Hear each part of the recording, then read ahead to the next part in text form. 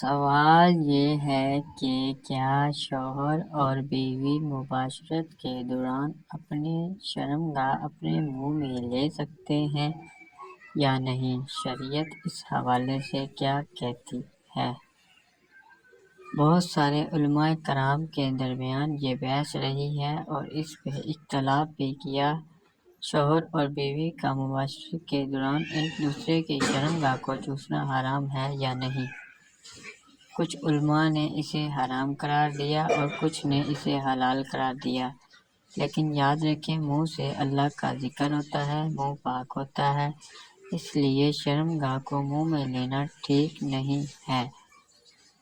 لیکن آپ کو ایسا کرنے سے لذت ملتی ہے تو آپ چوس سکتے ہیں، مگر یاد رکھیے گا بیوی ہو یا شوہر ایک دوسرے کا پانی منہ میں نہیں جانا چاہیے، یہ حرام ہے۔